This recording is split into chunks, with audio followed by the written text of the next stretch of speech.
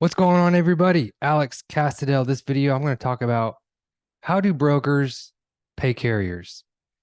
It's a trick question because honestly, most of the time, brokers don't pay the carriers. Well, what do you mean, Alex? That doesn't make sense. Well, I'll tell you why.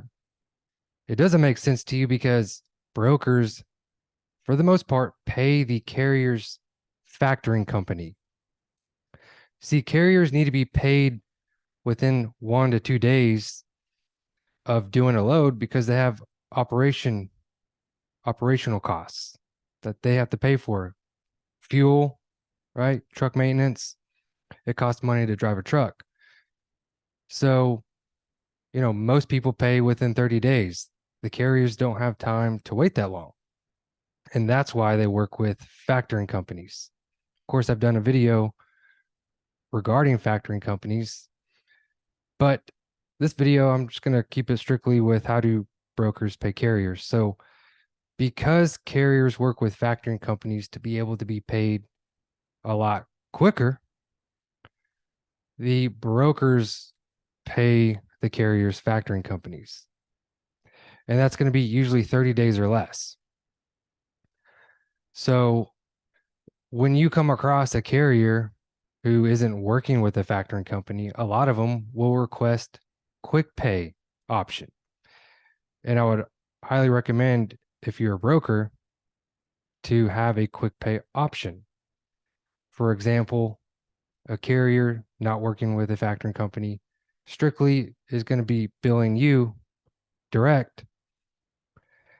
You want to have an option for them because get ready, they're going to ask you, do you have quick pay? And that means as soon as you receive all their paperwork, you have an option to pay them 1 to 2 days.